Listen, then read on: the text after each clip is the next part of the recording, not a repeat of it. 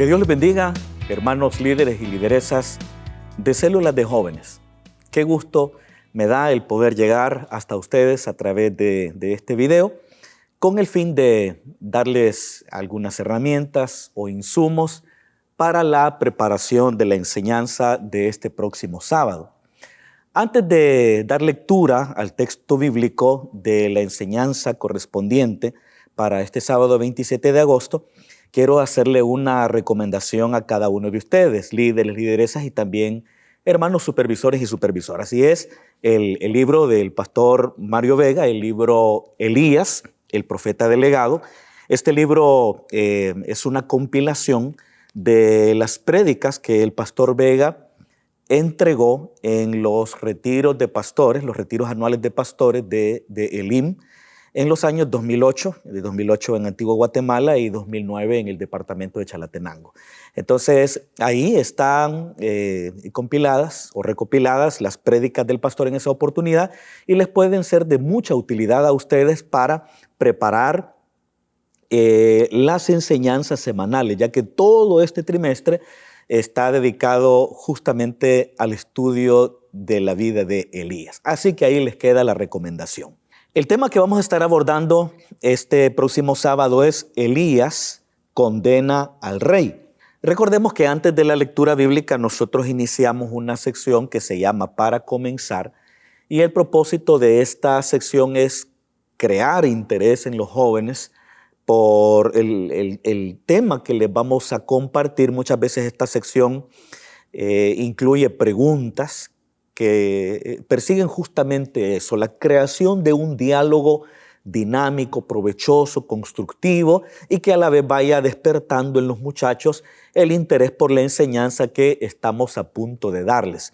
Así que siempre tengan en cuenta eso, que antes de leer el texto bíblico nosotros vamos a esta parte de la lección que se llama Para Comenzar. En la sección Para Comenzar correspondiente al estudio de esta semana, vamos a hacer una especie de recordatorio del estudio anterior. ¿Y en qué consistió el estudio anterior? Bueno, en estudiar aquel pasaje bíblico que nos muestra cómo aquel hombre justo llamado Nabot fue asesinado por la injerencia de la reina Jezabel de Israel. Nabot era un hombre justo que tenía una viña y el rey Acab quería la viña de Nabot y quería cambiársela por un mejor terreno, por una mejor tierra, una tierra mejor posicionada y más fértil en cualquier lugar que Nabot escogiera. Pero Nabot era un hombre temeroso de Dios, que conocía la palabra del Señor y sabía que en la ley de Moisés estaba estipulado que cada tribu, cada familia, debía tener su propia tierra y su propia heredad y no podía venderla porque la tierra le pertenecía al Señor. Entonces, en la ley de Moisés estaba estipulado ese principio, que la tierra sería de esa tribu, de esa familia, a perpetuidad. Y los padres se la heredarían a sus hijos y a sus hijas, y así esa tierra pasaría de generación en generación. Y no podía venderse. Entonces, Nabot era un hombre que conocía las Escrituras, temía a Dios, y por tal motivo le dijo al mismísimo rey Acab que no le podía cambiar su tierra, ni tampoco se la podía vender porque Dios lo había prohibido en su palabra. Entonces, ustedes saben cómo Acab se empieza a comportar como un niño caprichoso, se va bien enojado para su palacio, se acuesta en la cama, se pone a ver hacia la pared y no quería hablar con nadie.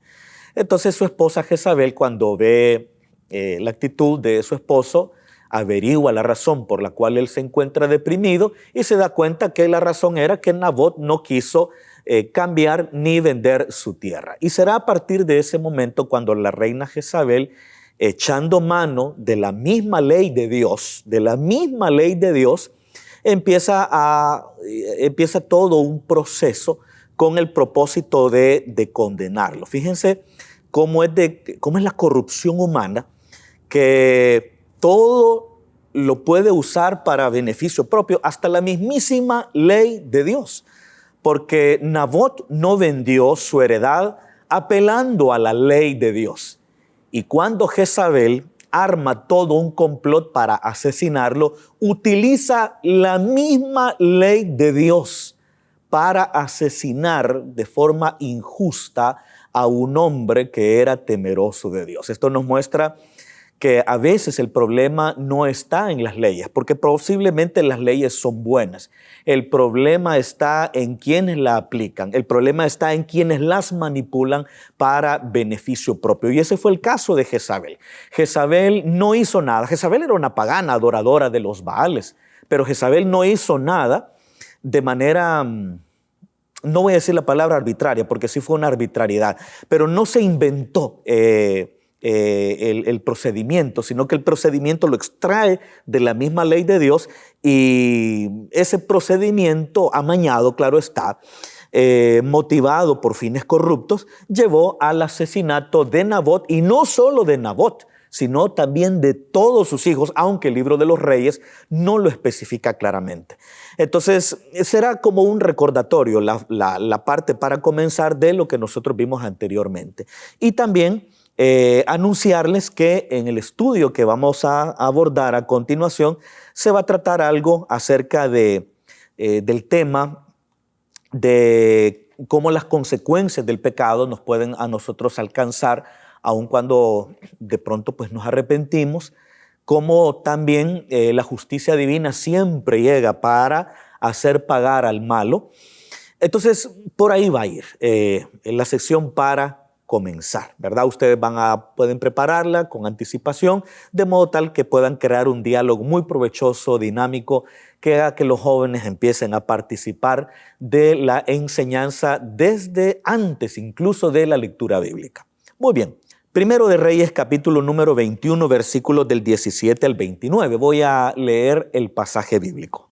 Entonces vino palabra del Señor a Elías Tisbita diciendo: levántate, desciende a encontrarte con Acab, rey de Israel, que está en Samaria. He aquí, él está en la viña de Nabot, a la cual ha descendido para tomar posesión de ella. Y le hablarás diciendo: así ha dicho el Señor, ¿no mataste y también has despojado? Y volverás a hablarle diciendo: así ha dicho el Señor, en el mismo lugar donde lamieron los perros la sangre de Nabot, los perros lamerán también tu sangre, tu misma sangre. Y Acab dijo a Elías: ¿me has hallado, enemigo mío? Él respondió: te he encontrado porque te has vendido a hacer lo malo delante del Señor. He aquí, yo traigo mal sobre ti, y barreré tu posteridad, y destruiré hasta el último varón de la casa de Acab, tanto al siervo como al libre en Israel. Y pondré tu casa como la casa de Jeroboam, hijo de Nabat, y como la casa de Baasa, hijo de Ahías, por la rebelión con que me provocaste a ira y con que han hecho pecar a Israel. De Jezabel también ha hablado el Señor diciendo: los perros comerán a Jezabel en el muro de Jezreel. El que de Acab fuere muerto en la ciudad, los perros lo comerán, y el que fuere muerto en el campo, lo comerán las aves del cielo. A la verdad, ninguno fue como Acab, que se vendió para hacer lo malo ante los ojos del Señor, porque Jezabel, su mujer, lo incitaba. Él fue en gran manera abominable, caminando en pos de los ídolos, conforme a todo lo que hicieron los amorreos, a los cuales lanzó el Señor de delante de los hijos de Israel. Y sucedió que cuando Acab oyó estas palabras, rasgó sus vestidos y puso cilicio sobre su carne, ayunó y durmió en cilicio y anduvo humillado. Entonces vino palabra del Señor a Elías Tisbita diciendo: ¿no has visto cómo Acab se ha humillado delante de mí? Pues por cuanto se ha humillado delante de mí, no traeré el mal en sus días. En los días de su hijo traeré el mal sobre su casa. Nunca hubo nadie como Acab que hiciera lo que ofende a Dios. Fíjense esta valoración crítica que hace el autor inspirado acerca de la conducta de Acab. Esto nos muestra de alguna manera que el hecho de hacer valoraciones críticas de las personas que ostentan el poder, ya sea en el ámbito económico, en el ámbito social o en el ámbito político, el hacer valoraciones críticas acerca de la conducta de estas personas, basado, claro está, en los principios éticos de la palabra, no es algo nuevo. Al contrario, nosotros acá en los versículos 25 y 26 estamos notando una valoración crítica que el autor sagrado hizo acerca de la conducta de Acab. Esa fue una valoración crítica que hizo después de que Acab había muerto. De pronto nosotros en nuestra cultura nos sentimos como un poco mal el hablar mal de los que ya están muertos, por muy malos que hayan sido. Pero los autores inspirados hacen valoraciones críticas, no solamente cuando los criticados viven, sino también cuando estos ya habían muerto, porque la valoración que nosotros encontramos en los versículos 25 y 26 nos muestran que el autor sagrado está evaluando a Acab aun cuando él ya había muerto desde hacía ya algún tiempo. Pero Acab no solamente fue objeto de las valoraciones críticas de los escritores inspirados, sino que también fue objeto de las valoraciones críticas del profeta Elías, quien fue su contemporáneo, y Elías le interpeló en más de alguna ocasión para condenarle por los pecados que él había cometido en contra de la ley del Señor. Esto nos enseña que no es nada incorrecto hacer valoraciones críticas siempre y cuando éstas estén basadas en los principios éticos de la palabra del Señor. Nunca se debe hacer una valoración crítica acerca de los poderosos en el ámbito social, económico o político, basados en animadversiones personales, en odios personales, porque desde ese momento la crítica carece de validez. Pero si las valoraciones críticas se hacen basados en los principios éticos de la palabra, entonces estaremos siguiendo el camino que siguieron los profetas del Antiguo Testamento, así como también los escritores que, mirando en retrospectiva, hacían evaluaciones acerca de la conducta de los reyes, y esa evaluación se hacía contraponiéndola con los principios eternos de la palabra del Señor. Pero qué triste es lo que se está diciendo acá de Acab. Ya después de muerto, en lugar de hablarse bien de él, lo que se dice es que fue un hombre malo, que se vendió a hacer el mal, que se vendió como que si fuera un esclavo al pecado para hacer lo malo. Fue un promotor de la idolatría, fue un hombre blandengue que por complacer de alguna manera a su esposa terminó permitiendo que el baalismo infectara a Israel y se persiguiera a los auténticos profetas de Dios. Una buena pregunta que podemos hacerle a los jóvenes es: ¿qué dirán de ustedes? ¿Qué dirán de nosotros cuando nosotros ya no estemos en esta tierra? Es importante que tengamos una conducta apegada a la palabra, que sigamos a Cristo, que vivamos de acuerdo a su voluntad, porque eso no solamente hará que nuestra conducta tenga cambios reales y sustanciales, sino que también nos llevará a ser recordados de una manera honrosa para el Señor. Y siguiendo el orden de los pasajes bíblicos, lo primero que nosotros notamos es que la justicia divina tarde o temprano llegará.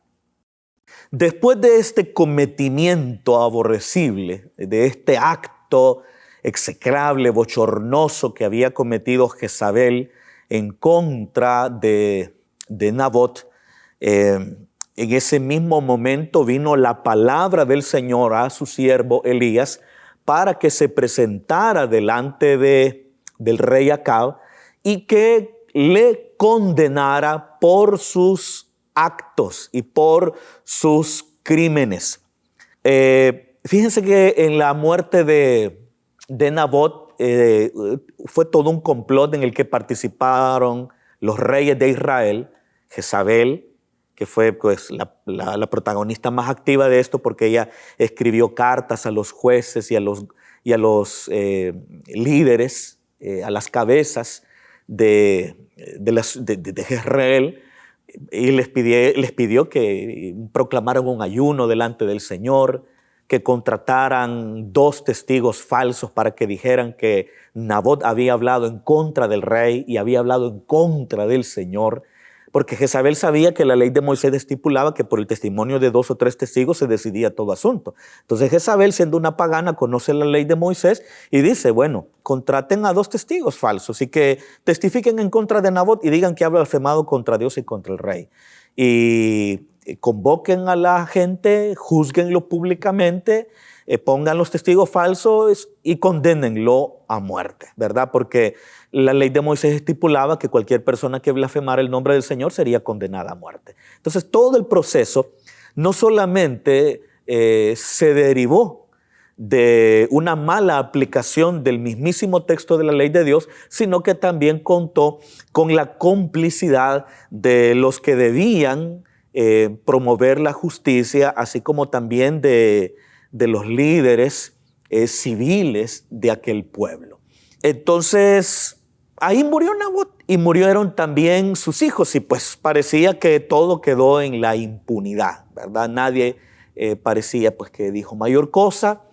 ¿Y quién iba a decir algo? Pues era el mismísimo rey el que había cometido este acto de injusticia. Pero si bien es cierto, parecía que el crimen quedaría impune, no obstante no fue así, porque Dios todo lo vio. Dios vio todo ese proceso amañado, vio cómo Jezabel escribió las cartas, cómo utilizó el sello de su esposo, el rey, para darles legitimidad, cómo las autoridades de justicia, cómo los gobernadores de aquel lugar se prestaron a las intenciones malévolas de la reina. Dios pudo ver todo eso y vio también el momento en que la sangre inocente de Nabot fue derramada, así como la sangre inocente de sus hijos. Entonces, pero eso no quedó en la impunidad, porque viene Dios y le habla a Elías y le dice, ve a confrontar a Acab. Él en estos momentos está tomando posesión de la tierra, ¿verdad? Está en estos momentos haciendo suya la viña de Nabot. Está ahí para tomar posesión de ella. Y fue justamente cuando estaba en eso, cuando llega el profeta Elías y lo confronta y le trae una palabra sumamente dura. Bueno, ustedes oyeron con atención la lectura bíblica y la sentencia divina fue terrible, ¿verdad? Es más, Elías no solo por inspiración divina sentenció a muerte a 3 reyes, a Acab, sino que sentenció a muerte a 3 reyes, a Acab y a 2 de sus hijos, entre los cuales se encontraba uno llamado Ocosías. Entonces, la sentencia en contra de Acab por lo que había hecho fue terrible, ¿verdad? Porque la sangre de Acab sería derramada en el mismo lugar donde fue derramada la sangre de Nabot, ¿verdad? Y eso se cumplió en la época del rey Jehú de Israel. También una sentencia en contra de Jezabel, que también se cumplió en los tiempos de Jehú. Y también la sentencia en contra de todos los descendientes de Acab. Entonces, ¿qué podemos aprender de este punto? Lo que nosotros podemos aprender es que tarde o temprano la justicia de Dios llega. No hay crimen que quede en la impunidad. Toda persona que ha cometido un acto de injusticia, tarde o temprano deberá pagar por ese crimen. Y aun cuando pueda escapar de las leyes humanas, no obstante, nunca podrán escapar de la ley de Dios. Entonces, ¿esto qué nos enseña? Que no debemos de vengarnos por nosotros mismos. No debemos de procurar la venganza o el mal en contra de las personas que de alguna manera nos hacen hecho daño, sino que al contrario debemos dejar, como la misma Biblia dice, lugar a la ira de Dios, porque Él fue quien dijo, mía es la venganza, yo daré el justo pago. Entonces, Dios siempre llegará. La justicia tarde o temprano llegará. Y este pasaje bíblico nos muestra que la justicia divina llegó para castigar todos los pecados que Acab había cometido, sobre todo los pecados de idolatría y el pecado de haber, junto con su esposa, complotado para asesinar a un hombre justo. El asesinato de Nabot fue como la gota que derramó el vaso. Y termino con el punto número 3, que es un Dios de misericordia. Cuando Elías le dio esta palabra tan severa a Acab tomó una actitud adecuada. No siempre había tomado Acab esa actitud ante los hombres de Dios, porque ya había un profeta anónimo que una vez lo condenó por haber perdonado a un rey enemigo, y Acab se fue para Samaria enojado, ¿verdad? También cuando tuvo que ir a la pelea de Ramot de Galaad, él no quería oír a Miqueas, que era un profeta que tenía la auténtica voz de Dios. Entonces, Acab siempre había tenido como una animadversión hacia los auténticos profetas de Dios y una reacción inapropiada. Pero acá se nota que Acab se humilló, ¿verdad? Delante del Señor puso cilicio, que era una tela áspera que se ponían las personas en señal de dolor, de luto, de arrepentimiento. De igual manera rasgó sus vestiduras, que era otra expresión cultural que mostraba el dolor que se estaba experimentando, y así anduvo humillado delante del Señor. Entonces Dios vio eso, y cuando Dios vio eso, tomó la decisión no de cambiar la sentencia que él había dado por boca de su siervo Elías, sino que la pospuso para que ésta se concretara en los días de su hijo, ¿verdad? Entonces esto nos muestra varias lecciones, algunas lecciones importantes. Entre ellas es que las consecuencias del pecado, a pesar de que nosotros nos arrepentimos, siempre tenemos que pagarlas. Por ejemplo, si una persona en el pasado cometió alguna especie de delito y luego se convierte al Señor, bueno, el Señor le perdona todos los pecados, incluidos los delitos que pudo haber cometido, pero tiene una cuenta pendiente con las leyes humanas y pues ni modo, pues tendrá que pagar ante las leyes humanas los pecados que él cometió antes de su conversión. Entonces, a quien le ocurre eso no le queda más que entregarse a las autoridades competentes y poner en las manos de Dios el proceso judicial al cual será sometido, esperando que Dios tenga misericordia de él, como lo ha hecho con muchos, ¿verdad? Entonces, pero las consecuencias están ahí. Y habrá pecados que se cometen que no tienen consecuencias legales, pero que no obstante pueden afectarnos a nosotros, así como afectar a los que nos rodean. Y esa afectación no es que sea un castigo divino, sino que es el resultado lógico de haber actuado al margen de la voluntad de Dios. Entonces, le podemos decir a los jóvenes que tengan cuidado con su manera de comportarse, porque toda conducta que ellos tengan mala siempre traerá consecuencias, porque todo lo que el hombre siembra, eso también cosechará. Pero otra enseñanza importante es que no importa cuánto nosotros hayamos pecado, en el Señor siempre habrá perdón, en el Señor siempre habrá misericordia. Y podemos decirle que no importa cuánto se hayan apartado de Dios, ni cuán rojos sean sus pecados, la sangre de Cristo puede limpiarles de todo pecado y de toda maldad, como fue el caso de Acab. Y termino mencionando lo que dice la aplicación, ¿verdad? Si en la vida nosotros hemos cometido alguna falta o algún pecado, nunca es demasiado tarde para venir delante del Señor y ponernos a cuentas con Él, ¿verdad? Posiblemente se esté pagando las consecuencias, pero deberemos de pagarlas con resignación y con esperanza en Dios. Pero ningún joven deberá buscar a Dios para que las consecuencias le sean quitadas, sino que deberá buscar a Dios para que sus pecados sean perdonados, así como lo fue Acab en su momento. Y así también pues pueden ustedes hacer un recordatorio de cada uno de los puntos y ponerlos en la aplicación. Hermanos, ha sido un gusto, ha sido un privilegio el haber compartido con ustedes esta enseñanza. Espero que la misma les sea de mucho provecho cuando ustedes preparen su estudio para impartirlo este próximo sábado. Será entonces hasta la próxima. Se despide de ustedes su amigo Carlos Acevedo. Que Dios los bendiga.